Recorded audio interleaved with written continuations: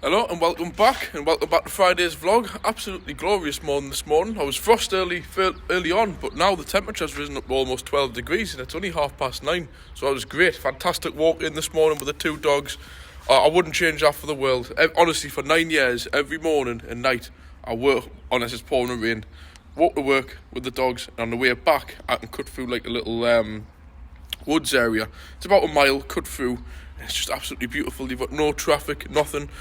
Let us know in one of my videos. I can't do it in the mornings. I would have to let it run late. But would you like us to film doing some of me walk home through the... It's not interesting on the paths and stuff on the way in that I come, as you've got traffic right next to you. But I might do... Let us know if you would like to see that. I might do one evening, but I would have to obviously film it, release it later on. Which, coincidentally, I don't know what's going on at the minute with my... I don't know if it's my phone or YouTube, but it is taking forever for me videos to upload, and they're not, apart from the hour-long one. I don't know what's going on, so apologies why they're coming through so late. I just don't know. So yeah, I might do that, a little bit of filming on my way home one evening, especially on the later nights, because at the minute it's still getting dark about 6, and sometimes it's getting dark then, and I like to try and get through the woods before it gets dark, with the puppy being off the leader, in case he decides to dart away somewhere. So what we're going to today, we'll have a quick walk around. I have got something which I might do in a separate video today, this afternoon. Yeah, I'm not going to mention it. I will mention it. My dad's getting a brand new Toyota RAV4 hybrid. It wasn't due till, I think it was July or August time. And it's come all of a sudden, and it's actually available to collect now. So he'll be selling these CHR. So I'm going to do it. There's a bit of an issue with that car, and I want to hear what your opinions are of it. And at the same time, I'll do a bit of a walk around the CHR, because I need to get some photographs of it and put it up for sale. I think it's only got like 4,000 miles or something crazy like that on. It's like literally a new car. It's still even got the little blue stick, like dots on the wheels. So yeah, I'll do that on a separate video. So what have I got in today? We'll have a little walk around. Got this RAV4 in for a full service. I've actually just done the pollen filter on it, which I'll show you on the bench. It wasn't really anything interesting to record, because you just simply open the glove box, 2 little tabs, drop it down, and it's straight in there. Nice and simple. Nice spec, this one. I think they call it the XL or business or something like that. Anyways, I don't know what they call it. They call them slightly different names on the RAV. But these are a nice car. Nice soft leather dash. And one thing I love to see is when people have just had a car specially valeted, to bring it into the garage. I mean, look at that. It's all been nicely cleaned. It's lovely to see when people do that. And she did actually say she got it cleaned to me dad, I believe. You know, it just makes a difference, bit of respect. You know, when people just bring cars in and then they're an absolute pig bin inside, and they're just absolutely filthy.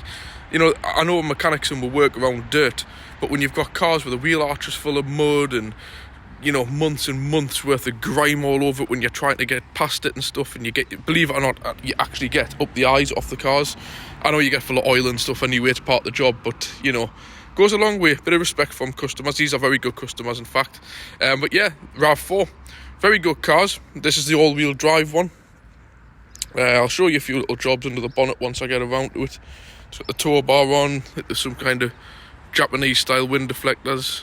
Private plate was left on it as well, which I've said I would have removed that. Probably worth a little bit of money. Tow bar. And like I said, this is the all-wheel drive 2.2 diesel one, but that's the only thing that will put me off getting one of these. With the low mileage and that, they're fine, but the 2AD engine, there's a few problems with them, with the head gaskets, which we'll go into. They're normally perfectly fine, but if not monitored and checked, you could, when you're buying a one, you could easily be stung, because they do not show the usual signs of head gaskets. They go very, very gradually over a period of time. So we ran a Corolla Verso with a knackered head gasket for nearly 2 years, until it became to the point it was unusable, and we got rid of it. So yeah, that's that. I'm just going to pull this into the garage now, and I'll get back to you. Right, so that's the RAV in. As you can see, this is the one I was referring to, the 2AD. If it's a 2 litre, it's 1AD. The 2.2 is a 2AD. So the 2 litres, 1, 2.2 is 2. With these, on the Avensis and the Corollas, the sit here, the coolant expansion tanks. Same thing applies with these though. This is your overfill pipe. So what you'll find on one of these when they're just starting to go, there'll be signs of pink around here and running down there, and genuinely it'll be actually probably sprayed all over, like the brake servo and stuff, all around there. They just look like little white dots of salt. Obviously there'll be like a antifreeze look to it, but for ages when the head gaskets start to go, all they do is they just slightly pressurise the coolant, but it's not like what you normally see where there's clouds of steam coming out, water mixing with oil and so on and all that. They run fine, they drive fine, but the early signs, which they can go for years and years and years, just providing obviously that the levels are at the right mark, that somebody hasn't overfilled it. If you come to any one of these 2.2 or 2 litre D4Ds, the chain-driven ones, the 1AD and the 2AD, don't mistake this for the old 2 litre D4D. They're bulletproof, they're great engines. Best way you know is if they've got a timing chain or not. It's the ones with the timing chain. Very expensive to change the heads on them. In fact, Toyota supposedly say you've got to put a new head on them when you part them. God knows. But yeah, just be careful. They're the main signs on any Toyota with this engine. Coolant coming out of there. So as I showed you before, I've done the pollen filter, which is here. You can see that's rather black. That's done. I've got the air filter, oil filter and fuel filter, whichever way they are. Don't know which is the box. So this is your air filter unit here, and the fuel filter is buried down the back. So what we need to do, what I've just started doing, it's easier since we're taking this off of the air filter. Well, I've disconnected this plug and I've disconnected the breather. Just try and make enough space as possible for yourself. If you're already removing this, just take the whole lot off, which I'm just going to see if I can get this clamp down the back. I probably need some pliers on it, like. Let's have a look. Yeah. So just pair pipe grips onto the clamp down there, and look, like these nice Toyota clips actually lock together, which is a nice thing, so it makes life easier. Unclip 3 clips, mass airflow sensor off, oil breather pipe, and it should. There we go. Just lift out of place. Look how much more access that gives you to the fuel filter. Be careful with these because these sensors are expensive. Just place that down there. Most important thing before you do anything, you've got an exposed turbo. Nice clean rag. Just pop that into there for while you're working. Very important. So the air filter is genuine Toyota one. In fairness, it doesn't look too bad. Actually, it is quite bad. Well, not quite bad, but due to change. You probably get another service out of that, but the customer requests they want it done. So, because they're doing a lot of miles in the car this year. See, you can't always assess a car by what the filter looks like now. You've got to ask the question to the customer of what is their plans for the next 12 months. So if they're only going to do 1,000 mile, then yeah, that's more than fine. But if they state that they're going to do a lot of miles, say this is already done about 15,000 mile, if they're going to stick another 20 or 30,000 mile on the clock, that's going to be well overdue. And you have to remember with customers, they only tend to like to be without their cars minimally. So if you let the car go out now from this service, chances are you will not see it again until its next service. So, that's how you've got to play it. You've got to work it out about how many miles they've done and then add on how many miles they're expecting to do. Then you'll get an honest kind of idea of how long something's going to be left, because that's when you cause the damage, when things get left too long. But here is the fuel filter unit here. I cannot record doing this because, to be quite honest, I can't remember the last one I've done. I'm going to have to scratch my head and work out what bits come off where, and I believe this bit comes off here. And I think the unit just slides up, but then I'm not convinced the unit will slide up enough to not come in contact with this area here. We shall see. We'll have a look. I'll get back to you when I've done a bit of head scratching. Right, to see with Toyota, Hyundai, Honda, Kia, they all like to try and make a big deal of fuel filters, believe it or not. This is a good one compared to some on the Hondas, the CRVs and the Civics. They're buried like right down there. They're a nightmare. Up to now, I think I've got the idea. This is the usual hidden plugs. There was a 10mm into here and there, which was now means it'll move freely. Now we've got a pipe here, here and here, Naturally, this one's not going to get mixed up when I think, so I'm going to push it out the way over there. But always make sure you mark them up. I've just done a little white mark, so I know this pipe goes to here, where that one, where it's obviously when you let them go, they're going to go down together, so they'll get mixed up. So mark that. That's the little hidden plug down here on the harness for the water sensor in the bottom of the fuel filter, so that's unplugged. So now we'll have a little bit of a play on. We'll try and get the pipes off and try and get it out. No, 3 pipes would be too easy, it's 4. So we've got 1, 2, 3, 4. So what I've done here, whatever way works best for you, makes no difference. I do it like a dot and a dash system. So 1 dot to 1 dot. That white mark was already there by Toyota. I will know that's not my mark. 2 dots, well, dashes really. 2 dashes. And on that one on the unit, 3 dots. And then 3 dots on the pipe. Just so you don't get mixed up. Trust us, it'll save you a headache down the line. Right, we'll try and get this out. Right, that's the pipes off. You've got to just give them a little twist with the pliers first. If you start pulling on at them, you could cause damage. So now we've got to try and get this out of here. One-handed, bearing in mind. So please remember, I'm having to hold the phone in one hand. Try not to let too much diesel run out of these, so I try to be as quick as possible with them. Let's have a look. I think if we twist it around without that getting jammed. This little wire down here for the water sensor's just getting jammed up. That one, now that's out the way. Should, in theory,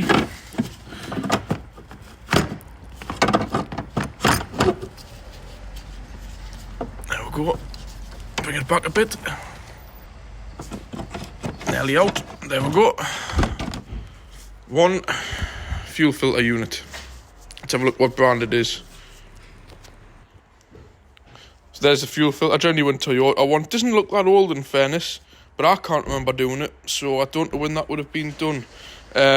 Top tip as well, if you've got an air filter and you're doing a service and you've got like diesel leaking or oil, an air filter is the best thing just to put something down on like that, and even when a bit of fuel leaks into it, it soaks it all up, so it saves it going all over your driveway or wherever.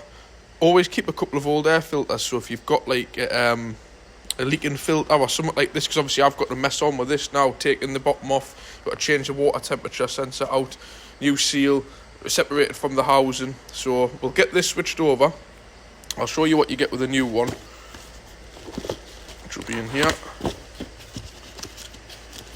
Probably get new O-ring for the bottom, which you do in there, and that's your new filter.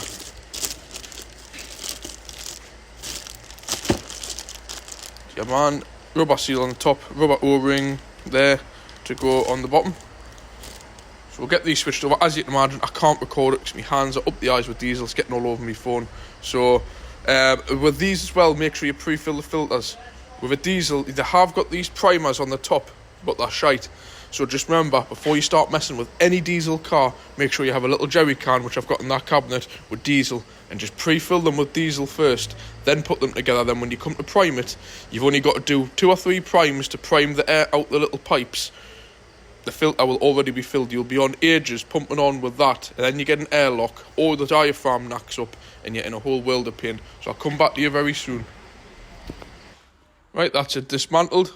All filters in the drainer out the way, but this is your water sensor, and look at, because these have got a metal tank, that's all the sludge and everything that gets caught. So what you need to do with that is get some brake cleaner or some kind of solvent, just clean it off, then you'll have the new seal to go on. Oil up, I always just use engine oil on the seal of the new filter before it goes on, and then we'll attach this. So we'll get it built up, we'll get this, I'll get that cleaned off. There we go, good as new, that's all cleaned. Want to make sure you get all that out, it's not good to leave it in. Clean it out with a bit of solvent, a bit of grease on the seal, screw it in. I'll show you when I've got it all built up. Like I say, same apply, screw that in, bit of oil onto there, screw that onto the unit, only by hand. You don't need to tighten these too much, otherwise you will cause problems when you come to remove them. Like I said, it's up to you. I'm going to fill this with diesel. You will have problems trying to fill a full filter with these primers because they're not the best. So there we go. Got some diesel. Nice new clean diesel. I wonder how much that costs now. It's a pint of diesel, shall I say, £5. It's like gold dust. So we'll pour this in. just lightly put it in a vise or something, because naturally when you've got this unit on, it won't balance. And then just simply top it up. Make sure there's no dirt gets in, and make sure obviously your container's clean. And just fill it up. Always better to pre-fill. Obviously I'm trying to concentrate looking at the camera and into here at the same time. You'll tend to find you'll get a lot more than what you think in here, because obviously the media inside has got to soak it up. Mind you, I couldn't have got any better than that, could I? Look at that. It looks like there's nothing in there, but that is exactly... I normally just give that about a minute or so to soak up. What I'll do is I'll just clean the end of my finger. There we go, that's clean. Just a little dot of diesel round the seal. Now that's soaked into there. Just leave that to settle. Then we'll put it back together, put this unit back on. As you can see, I'll probably be able to start that from here. Just check on here, there's no dirt or nothing getting onto it. And check within there. That just when you haven't been looking at it or watching it while it's been left unattended, that nothing's dropped in. The seal's got diesel on. Then you just stick this unit on the top and screw it on. Easy as that.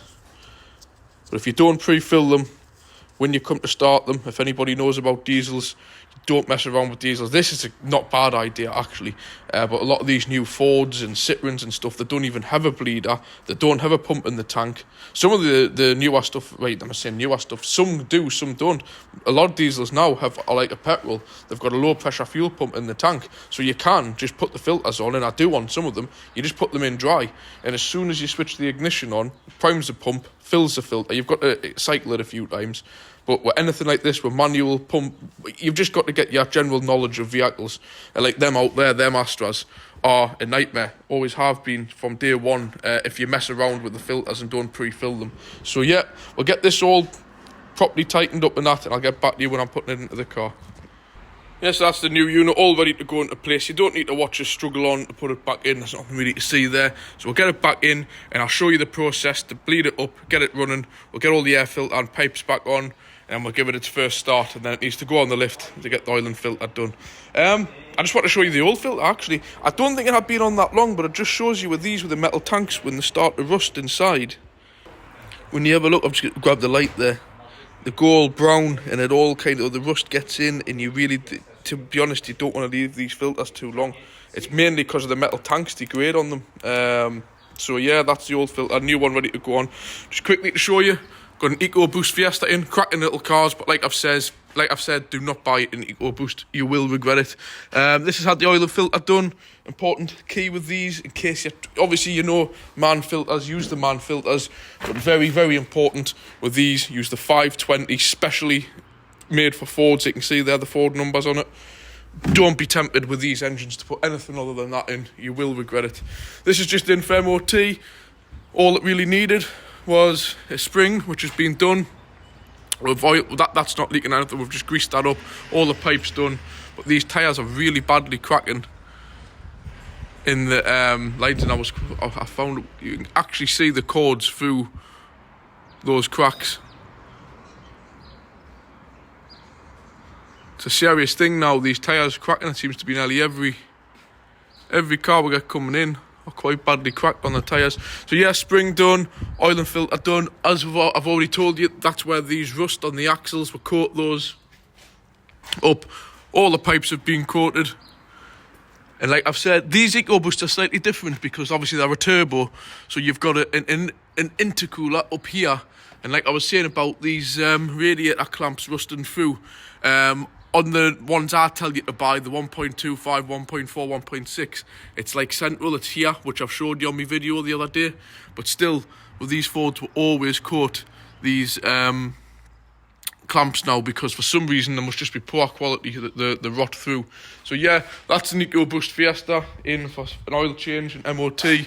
Got this in, like I've mentioned, and I think that was some of this. I've got an Audi A6 to look at a bit later on. It's got a dashboard lit up like a Christmas tree, so God knows with that. It's a Friday afternoon, it'll just simply be a scan, maybe a code delete, and then get it back in. I after the weekend and see what new codes have come up, because with these complex Audis, it's an older 106 plate, but there's that many different modules and ECUs around the car. When you read the codes, like I showed you the other day on that machine, you just get hundreds of them, and you can't decipher what's like genuine and what's just stuff from the past. So I'll probably just get a full code scan and done. We'll get this back together. I'll show you the process of getting it started, and we'll go from there. There we go, all back together. Went back together, no problem. You've got to remember, put a bit of grease on the pipes so they go on nicely and they'll come off again. Make sure you've got them in the right order with the marks that you put on them, and make sure the clips are in place as you took them off. Only awkward bit with this is the water sensor at the bottom is trying to get your hand down there and pull the wire from the bottom of the fuel filter to the harness and getting that into place. That can cause quite difficult, can be quite difficult. So now all I've got to do is just check for any leaks, prime it up. Like I say, it won't take much priming, just till it goes hard. But this one obviously is full with diesel anyway, so all we're priming out here is the air out of the pipes in the tiny little bit that might be, and that's it there. Hard straight away, job done. That'll fire up nicely now. So what we'll do is we get the nice new air filter in. Make sure don't forget that. We'll plug this back into there. So we'll get the air filter out the box, we'll pop that in, and I'll be back to you any second. So here we go. And again, a question that I need to ask. People make billions of pounds over YouTube unboxing things. I know an air filter is not particularly an interesting thing, but would you prefer watching us to open something, a new part, and get it out and compare it to an old part, or are you not bothered? It's just daft. I seen something on YouTube the other day. This guy he's got millions of followers through just simply opening up boxes of something new and showing you him like unboxing it. Strange, but whatever. Yeah, but so here we go. There's the air filter. I always like to take my gloves off when you're dealing with a new air filter, so we'll get it out. It comes in like a protective coating. And obviously there's your difference between new and old. Turn it round the way that one is. So there you go, there's new and old. I like to have my gloves off to do this because there's nothing worse than getting a nice new air filter up the eyes and dirt. So we'll put this in. Obviously it can only go one way because it's got the corner angled off.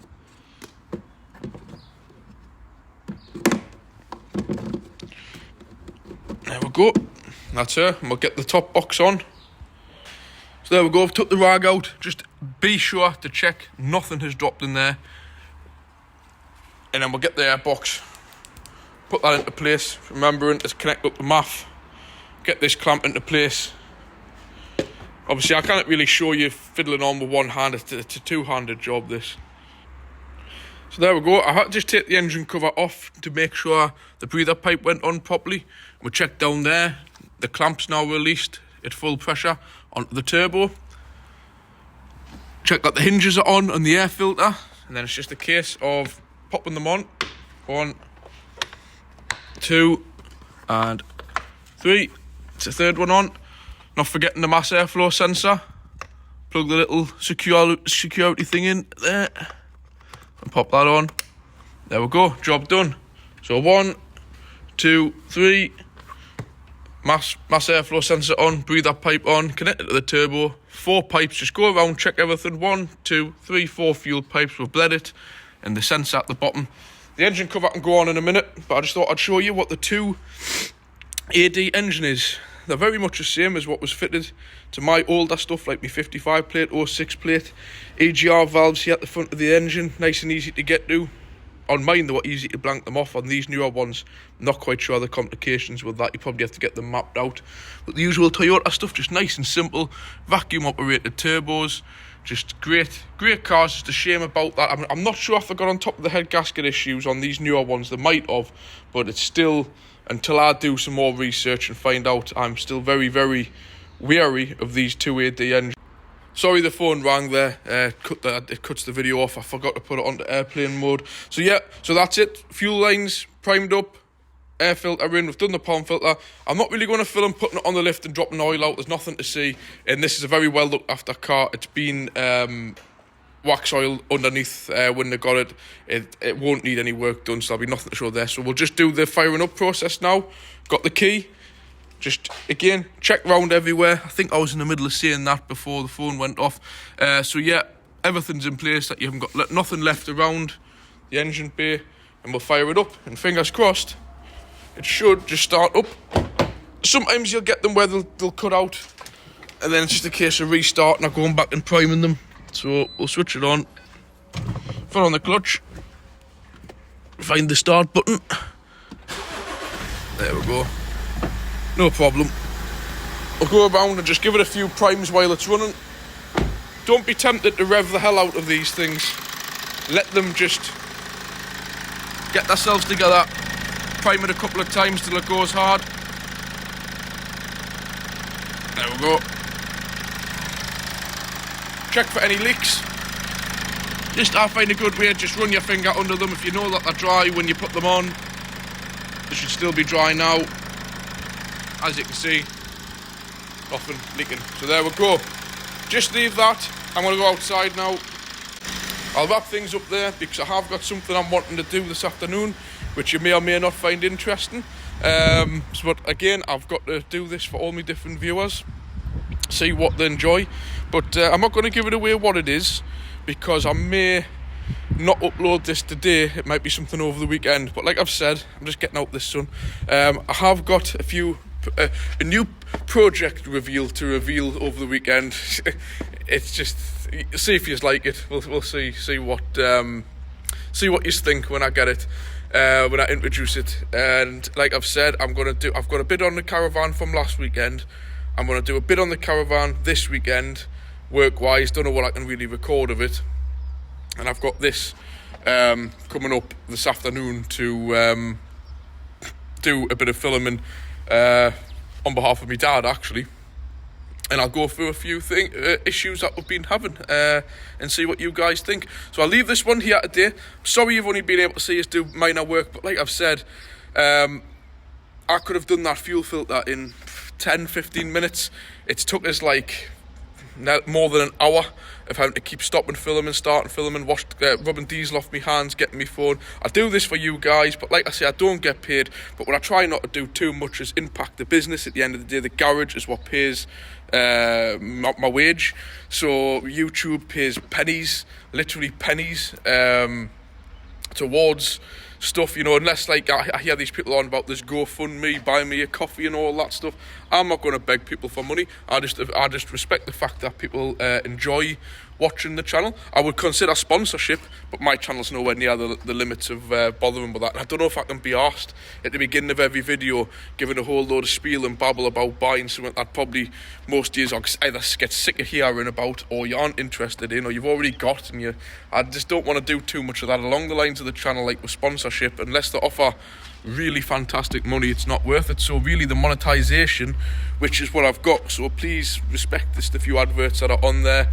I hope it doesn't put you off too much, but like I've already been told off people with big numbers on YouTube, well-known names, I've been speaking to people like that, they'll put it on anyways. They will put adverts on even if you switch them off, so they may as well be on, and I get paid for pennies, remember. So thank you very much for watching. The sun just really went in my eyes there. Thank you very much for watching. I'll be doing a few videos like I've mentioned over the weekend and today. So please, if you enjoy this, hit the like, leave a comment, and don't forget to hit the subscribe if you already haven't done so. Catch you later. Bye.